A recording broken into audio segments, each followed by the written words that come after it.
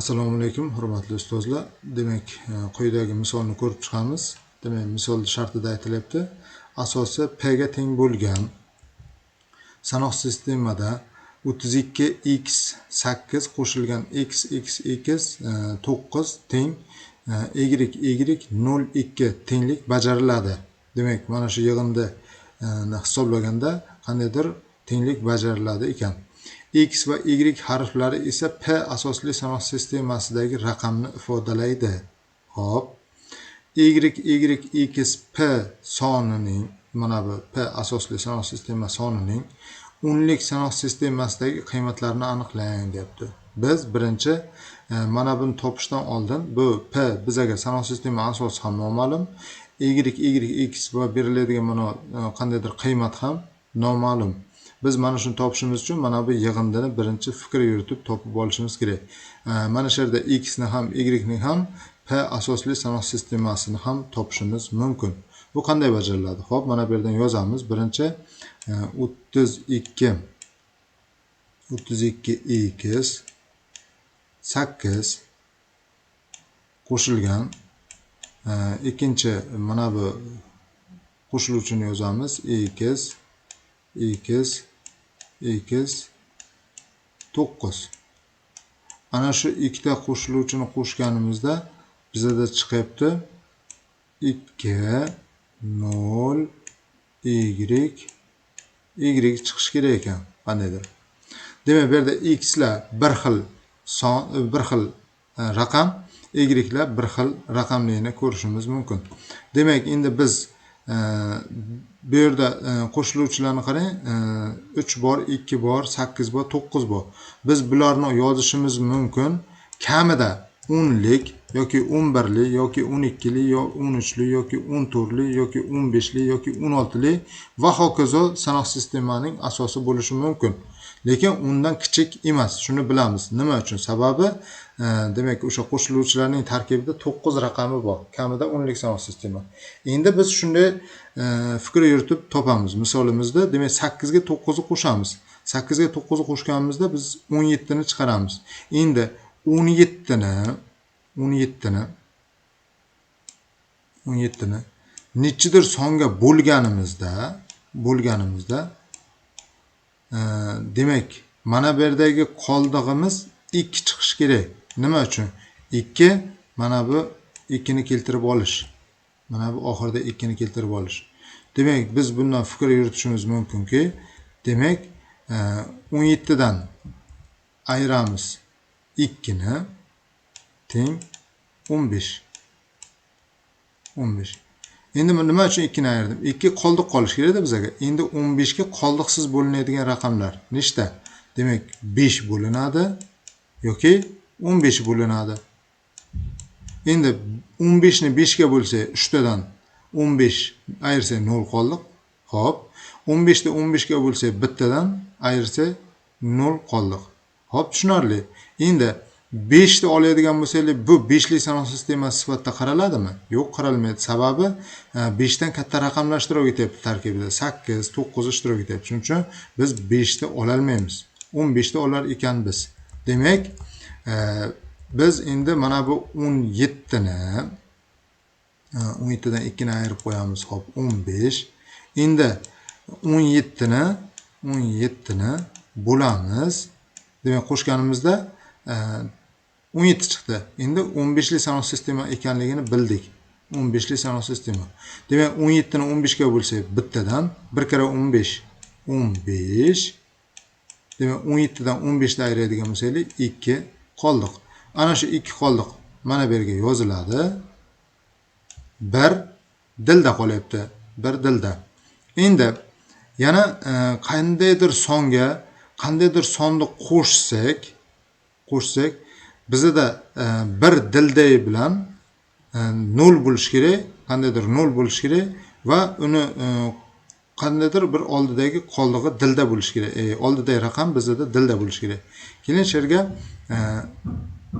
to'rga kechirasiz. Demak, bu yerda 4,5 ga 4,5 ni qo'shsak 9 bir dilda bilan 10 bo'lib qoladi, lekin 10 15lik sanov sistemasida A ga teng. Shuning uchun 4,5 ga 4,5 degan raqam ham yo'q, qo'shilmaymiz va uni 10 raqami bizda uchramaydi. 10 raqami qachon uchraydi? 10 raqami 15lik sanov sistemasida 15 bo'lib qolganda uchraydi. Demak, shuni biz x deb yozib olamiz. Mana bu yerga yozib qo'yaman men. Demak, x imizni teng 7 ga tenglab yozib olishim mumkin. Nima uchun 7? Sababi mana bu yerga 7 qo'yamiz. Tasavvur qiling. X bor joylarga 7 qo'yib chiqaman, mana qarang. 7, mana bu yerda ham x bor 7, mana bu yerda ham x bor 7. Endi davom ettiramiz. Mana 7 ga 7 ni qo'shamiz. 14. Bir dilda bilan 15. 15 da bo'lamiz 15 ga. 15 ga.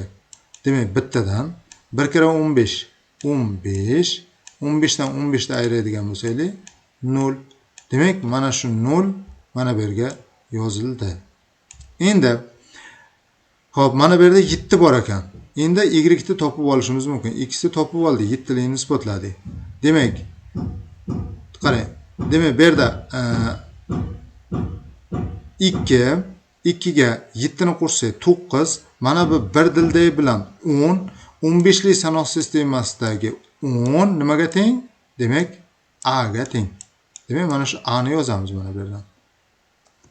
Demak, mana bu yerdan A ni yozib qo'ydim. Y A ga teng ekan. Xo'p, A ga teng bo'lsa, buni ham isbotlab qo'yaylik. Demak, bizda hech qanday dilda raqam qolmadi. Endi mana bu 3 ga 7 ni qo'shsak, demak 10. Demak, 10 imiz bizda bu yerda A ga teng bo'ladi. Mana ikkalasi isbotlandi. Demak, bizda raqamimiz nima bo'lyapti? A 0 2. Bu 15lik sanov sistemasida qo'shildi, natijasi chiqdi. Xo'p, bizga bu muhim emas. Bizga sanov sistemaning asosi muhim. Sanov sistemaning asosi demak 15 ekan. Demak, sanoq, hop, mana shu yerdan yozib qo'yaman. Sanoq sistemasining asosi demak 15. X imiz 7 ga teng yozdik boya. Demak, y imiz demak A ga teng. A ga teng yozib qo'ydik. Endi biz mana bu demak misolda ishlab 10lik sanov sistemasini topishimiz kerak ekan. Demak, buning uchun demak y ni o'rniga yozib olamiz A ni. A yana bir marta. Endi x o'rniga 7. Bu P asosli sanov sistemasi, ya'ni 15lik sanov sistemasida ekan. 15lik. Hop, xona razryadlarini aniqlaymiz. 0, 1, 2. 10lik sanov sistemasiga o'tish uchun. Demak, teng. Demak, A bizda nimaga teng edi? 10 ga teng. Biratuli yozib ketamiz. 10 ko'paytirilgan 15 ning kvadrati qo'shilgan.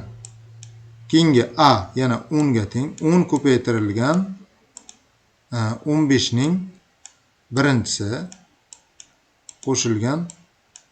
Keyingisi 7 ko'paytirilgan demak 15 ning 0-si. Demak, biz birinchi mana shu yerda nima qilamiz? Bir boshdan ishlashni boshlaymiz. Demak, teng. Xo'p.